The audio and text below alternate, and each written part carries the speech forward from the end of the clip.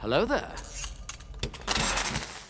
What's going on? Welcome back to the channel today, guys. It's Ellie Moses. I'm a 21-year-old law and film student here in Sydney, Australia, trying to make my way on the YouTube universe, and hopefully you guys can come along, join my crew as we make our way through the YouTube galaxy. Hopefully we can make it and you guys can enjoy the ride. Yeah.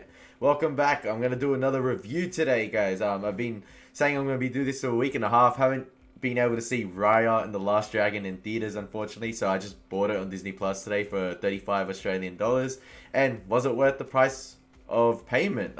Let's find out. And just before we get into the video, guys, just gonna give a quick rundown of my ranking system. Not new ranking system, my ranking system I do on my channel. It's based off Star Wars, so I try and be original and unique on this channel, so hopefully you guys can stay and explore and examine some new and original content in terms of the world of film. My ranking system is based off Star Wars, so at the top of the order it goes Grandmaster, Jedi Master, Jedi Knight, Padawan, Youngling, then Trash Compactor. And recently I've decided to add in a new one. It's not on the image, but it's called Geode, for The Rock and the High Republic, which is below Trash Compactor, thanks to a fellow subscriber, Mr. MH, who mentioned it and told me to include it. So yeah, Geode has yet to make his way in the ranking system. I said his way. I don't know what gender he is, so we'll find out. I'm not too sure about that. But yeah, in terms of Raya and the Last Dragon, guys, I'm trying to make this a quick review today, guys. I'm not going to spend it for too long as an animated film. Just going to get into what I like quickly, my thoughts on what could have been improved and what I thought could have been better in the film. So basically, a quick explanation of the plot or synopsis. I'm not going to delve into spoilers in this film. Just going to give a quick rundown of the plot and what's been said on like IMDb or like synopsis websites for films.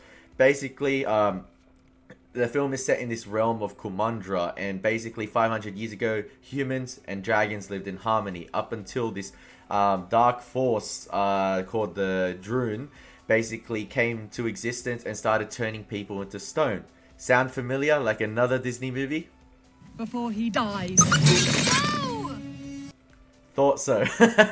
But yes, so basically I'll talk about that later in terms of like the Disney elements, but yes, basically that happens. So basically the dragons sacrificed their magic into sort of like a dragon gem and gave it to the last dragon, Sisu, who basically used the dragon gem and dispersed the magic throughout the realm to basically punish the Droons out of existence. And this dragon gem is what's keeping the realm intact and the Droon basically in dormant. And after that situation, the realm divided into separate kingdoms and different factions and territories, sort of how like Pangea, like Earth was sort of Pangea and we've split up into continents now, basically like that, into 5 continents or territories, based off the name of dragon parts. I can't remember all the names, but one of them was heart, I think tail, I think spine, and a fang. But yes, so basically the initial vision of Raya's dad, Benju, I believe, is basically to unite all the clans back into one single tribe, sort of Black Panther-like, in the post-credit scene with Chadwick Boseman explaining that they should unite all the clans into one single tribe.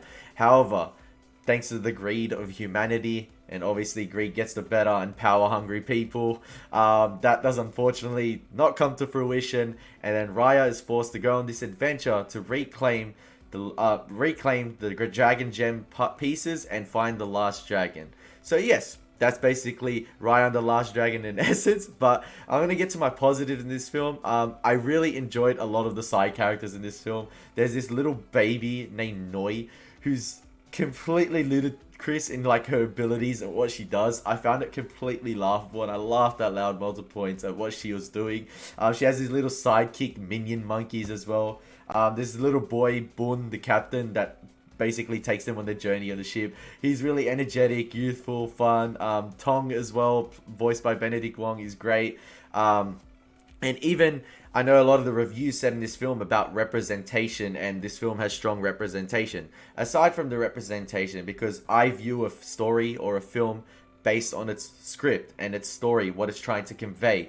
The representation and agendas should not be the forefront of script. Ticking that box should not be a filmmaker's first instance when trying to portray their vision on screen. Their first initial vision, or sort of what they're trying to portray, is a compelling story. So yes, this film does tick that box. It does tell a compelling and sort of simple story, sends a simple message about putting aside your differences, to basically putting aside your differences and learning to trust one another. I guess, yeah. But it's not going to happen in today's society, obviously, we know. It's basically like pitching to all the world leaders, let's unite under one single banner. It's never going to happen, Chief, unfortunately, because greed gets the better of others and it's just in human nature. But the film does try to send a nice message about that. And yes, the film has a lot of strong female characters that are built up really well. Raya has to learn to face and not like learn to, I guess, deal with her mistakes she made as a child when she was a bit naive and arrogant and trusted a lot of people she shouldn't have. And yes, she does have to learn from those mistakes and grow as a character and put aside her rage, which comes, I guess, in latter parts of the film. So that is fantastic. The female characters are built up well. There's a reason to their motive, like there's reasoning behind how well they are trained, or they're not just powerful for the sake of being powerful, unlike some other Disney characters. But yeah, so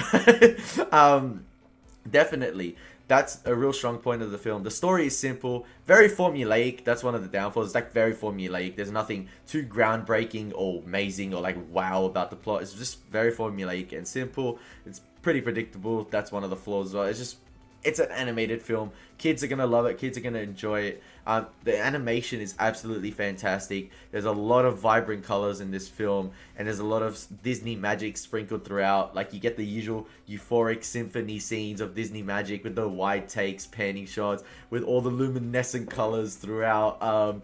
It's absolutely magical and fantastic. The kids will love it and enjoy it. Now, one of the faults I had with the film is that it said it was an hour 52. I'm like, oh, this is a pretty long animation film, but the credits were 17 minutes, so it's about 95 minutes worth of content. And I do feel part of the story, or what I thought going in, was solved within like the first 5 or 10 minutes, because there's like a time jump of 6 years, and basically you don't get an explanation as to Raya's journey, into how she got to that concluding point and basically solved the puzzle before the main story kicks in, which is reclaiming these broken dragon gems.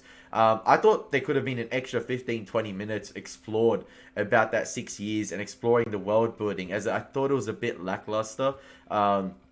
I would have loved to see more exploration of this world. I mean, the animation was beautiful and vibrant. I would have loved to see like more of the desolate wasteland the world has become. It sort of glosses over that a bit and rushes through it to get to the main point. The film does run at a real brisk pace. But yeah, and as I said before, there's a lot of elements taken from other films in this. As I said before, the Narnia example, there's like Tomb Raider, there's The Hobbit, there's a lot of elements from The Hobbit. There's one shot that like was identical almost to the Lonely Mountain shot when Thorin and his company of dwarves were just making their way to the Lonely Mountain. There's even a city, or like a town, like one of the clans on a lake, resembling Lake Town. There's a lot of elements to other films. But was this film worth the $35 alone for myself paying it on Disney Plus? In my opinion, I'm going to say no. I would not rewatch this film, although I had a good time and thought it was a real fun experience. I don't think I would go back to it, sort of the likes of like a Moana, where I find real enjoyment in that film and I go back for the music, and it's just a lot of wow and amazing moments to it. I know it has The Rock in it. The voice acting was great in this film. That's not denying. That's not taking away from the voice acting. Aquafina was her usual self, energetic, sort of quirky, non-stop talking, delivering the quips here and there, a lot of humor and punchlines. Aquafina was great. Even Kelly Mimi Chan of Raya, the emotional scenes completely delivered. You can tell in her voice acting she was really bringing it out. Absolutely fantastic. And the side characters, as I said before, really energetic. But yeah, that's my Raya review, guys. Raya and the Last Dragon. I know it's been like a week and a half since I said I was going to review it, but there you go. If I was to give Raya and the Last Dragon a rank, guys, Raya and the Last Dragon gets the rank of Jedi Knight. Yes, it didn't provide that absolute wow factor, but it has the Disney magic there. It tries to tell a compelling and unique story with a nice little message, and kids will have a blast, and definitely provides a lot of humorous moments. So there you go, guys. It's been Ellie Moses. If you've enjoyed the content, like, share, subscribe. If not, it's all good. It's all good. But thank you guys for tuning in. I really appreciate it. And as always, it's been Ellie Moses. Take care. God bless and peace.